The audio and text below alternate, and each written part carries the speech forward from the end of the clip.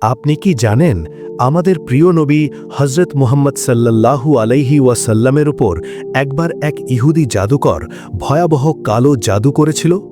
জাদুর প্রভাব এতটাই গভীর ছিল যে স্বয়ং আল্লাহ তাআলা জিবরাইল আলাইহিস সালামকে পাঠিয়েছিলেন নবীজিকে সাহায্য করতে। আর এভাবেই নাজিল হয় পবিত্র কোরআনের শেষ দুটি সূরা, সূরা ফালাক এবং সূরা নাস। আজকের ভিডিওতে আমরা জানব সেই অলৌকিক ঘটনার শিহরণ জাগানিয়া ইতিহাস। ঘটনাটি মদিনার লাবিদ ইবনে আসাম নামক এক ইহুদি জাদুকর এবং তার কন্যারা মিলে নবীজি সাল্লাল্লাহু আলাইহি ওয়াসাল্লামের ক্ষতি করার একটি ষড়যন্ত্র করে। তারা কৌশলে নবীজির চিরুনি থেকে কিছু চুল সংগ্রহ করে এবং তাতে 11টি গিঁট দেয়। এরপর একটি মরা খেজুর গাছের গোড়ায় পাথরের নিচে সেই চুলের গিঁটগুলো লুকিয়ে রাখা হয়। এর ফলে নবীজি সাল্লাল্লাহু আলাইহি ওয়াসাল্লাম শারীরিকভাবে অসুস্থ বোধ করতে শুরু করেন। তিনি কোনো কাজ না করলেও তার মনে হতো তিনি হয়তো তা করেছেন। এটি ছিল নবীজির ওপর জাদুর বাহ্যিক প্রভাব, যা তাকে মানসিকভাবে কিছুটা কষ্ট দিচ্ছিল। একদিন নবীজি যখন শুয়েছিলেন তখন আল্লাহর নির্দেশে দুজন ফেরেশতা তার কাছে আসলেন। একজন তার মাথার পাশে এবং অন্যজন তার পায়ের পাশে বসলেন। তারা নিজেদের মধ্যে কথা বলছিলেন। প্রথম ফেরেশতা জিজ্ঞেস করলেন, তার কি হয়েছে? দ্বিতীয়জন উত্তর দিলেন, তার ওপর জাদু করা হয়েছে।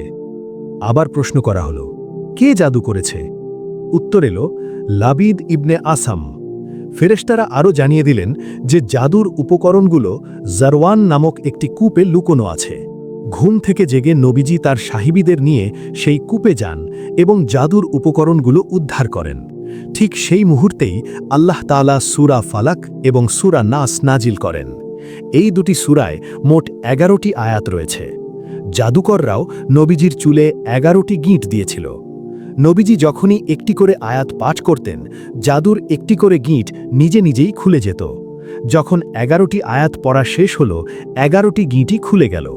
নবীজি এমন স্বস্তি বোধ করলেন যেন তার শরীর থেকে বিশাল কোনো বোঝা নেমে গেছে। সুপ্রিয় দর্শক, এই ঘটনা আমাদের শিখিয়ে দিয়ে গেছে যে মানুষের ক্ষতি করার জন্য শত্রু যত শক্তিশালী পরিকল্পনাই করুক না কেন, আল্লাহর কালামের শক্তির সামনে তা খড়কুটোর মতো উড়ে যাবে। তাই হিংসা, নজর এবং শয়তানের অনিষ্ট থেকে বাঁচতে প্রতিদিন এই দুই সূরা পাঠ করার অভ্যাস করুন। আজকের এই ভিডিওটি যদি আপনার ভালো লেগে থাকে এবং আপনি যদি চান আমরা এমন আরও ইসলামিক ইতিহাস নিয়ে ভিডিও বানাই, তবে কমেন্টে ইনশাআল্লাহ লিখুন এবং ভিডিওটি শেয়ার করে অন্যদের জানার সুযোগ করে দিন। আল্লাহ আমাদের সবাইকে হেফাজত করুন। আমিন।